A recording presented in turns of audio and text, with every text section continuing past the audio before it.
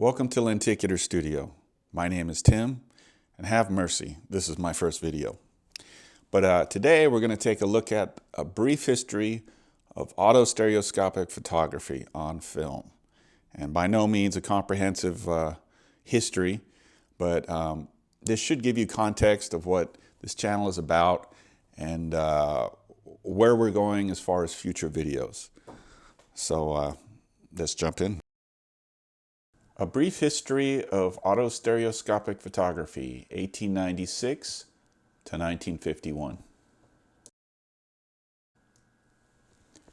In 1896, the Frenchman Berthier submitted an article to a scientific magazine describing a method of producing autostereoscopic images with the use of a line screen and a stereo pair. Here's an illustration of the original process. At first glance, it looks a little confusing with all these lines and dashes and letters. So let's simplify it so we can better understand what's going on. Here's a bird's eye view. Here we see a series of black dashed lines, and underneath that we see our master image. But to simplify things further, let's pretend we're enjoying a nice day at the park. Now we can see our black dashed lines are represented by a black picket fence, and our master image is represented by a wall. Let's take a closer look. Here we can see our wall, which has been painted with red and blue stripes. Our wall, as seen here, represents a stereo pair, left and right images that have been cut up and interlaced. Okay, we're behind the fence now, but we need to take a few steps back so we get the proper viewing perspective. So now we're at the right distance, and if we move over to the left, we'll see the wall as completely blue, and if we move to the right, we'll see the wall as completely red.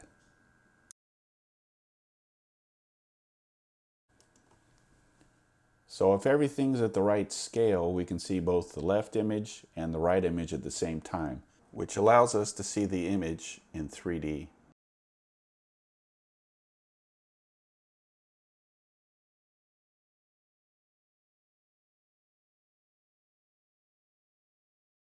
In 1899, a patent for a stereograph was filed by John Jacobson. It describes a method for viewing stereo pairs with corrugated ribs or grooves on celluloid, a transparent material and first synthetic plastic used for early motion pictures. Here's an example of an early postcard with corrugated ribs or grooves on celluloid. We get a flip illusion or transitional illusion from one image to another. The technology hadn't progressed far enough to produce 3D yet. Frederick Ives, inventor of the modern halftone process, came up with a line screen idea independently and filed a patent for the parallax stereogram in 1903 and started selling them commercially.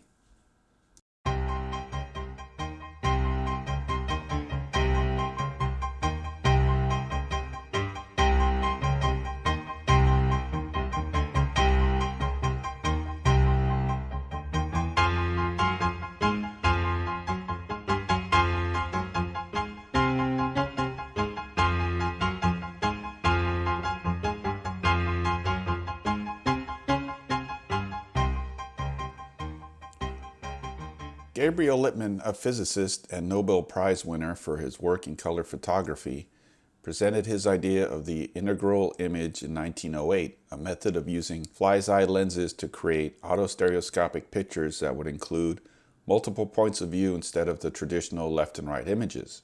Unfortunately, technology needed to catch up with Lippmann, and a practical example was never produced at the time. Walter Hess, a physiologist and Nobel Prize winner, patented the stereoscopic picture in 1912. This was an improvement over Jacobson's 1899 patent in that it described the screen as having an array of cylindrical lens elements. Some samples were made with this process, but not commercially available. We'll explore the lenticular screen in a future video. The physicist Clarence Quinault patented a scanning camera in 1915 that took multiple images instead of 2 images used by Ives' parallax stereogram, making viewing easier. Quinault named his multi-view image the catchier parallax panoramagram. In the late 1920s, Kodak produced a color process called Kodacolor, which used the new lenticular technology. The term was derived from the word lenticle, meaning small lens.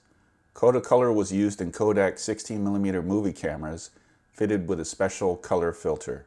The film itself contained 600 lenticles per inch. Kodacolor 16mm movie camera film was made commercially until Kodachrome took over in the 1930s. The movies weren't in 3D, but lots of money was invested into the lenticular technology.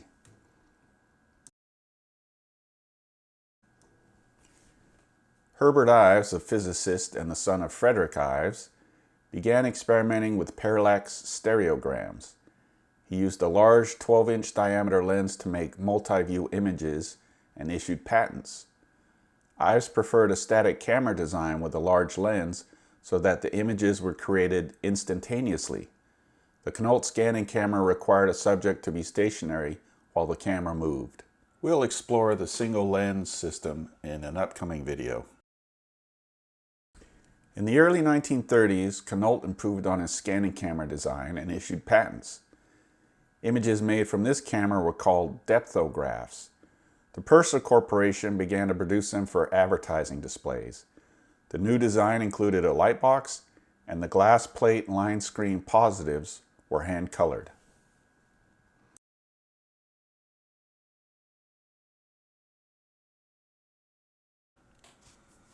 So let's explore the scanning camera in a little more detail. The red boxes here represent our camera along a curved path. Our subject changes perspective in relation to the angle of the camera. The camera travels in an arc around a fixed position. Inside the camera, we have a lenticular screen. On top of that is our film or sensitized dry plate. Our dry plate or film is synchronized with the movement of the camera and travels exactly 1 lenticle. The image is scanned in 1 line at a time. During World War II, the plastics industry was steadily advancing, and commercial lenticular images were starting to be made. In the late 1930s and 40s, Maurice Bonnet of France synthesized the existing research and produced dedicated camera systems and high-quality lenticular screens. Bonnet's system became the standard of excellence, especially his lenticular screens. In the late 1940s, a company called Vitavision in the United States set up extravagant store displays promoting their process of producing lenticular images on large format Kodachrome. They used the Quinault scanning camera design with lenticular screens. They focused on portraiture and advertising displays. A young and gifted technician named Harvey Prever worked with Vitavision and through commercial work was introduced to Hollywood photographer Paul Hesse. Vitavision became one of the early casualties of the new process. Hello, friends. I'm your Vitamita Vegemin girl. The 3D portraiture business was not successful because the portraits cannot be retouched, as the author simply states in his book, A Half-Century of Color. Harvey Prever was convinced that a successful business model could be achieved with the process. Paul Hesse had the infrastructure and contacts in Hollywood. He also had the reputation as premier color photographer. Harvey, with a deep technical understanding of the lenticular process, was an outstanding photographer in his own right. Paul Hesse and Harvey soon joined forces in Hollywood and began experimenting. They used modified Maurice Bonnet scanning cameras and, more importantly, his high-quality lenticular screens. In 1951, a new company was born, Paul A. Hesse, 3-dimensionals. Harvey Prever took over the business after Paul Hesse retired. He was in the lenticular business for 50 years.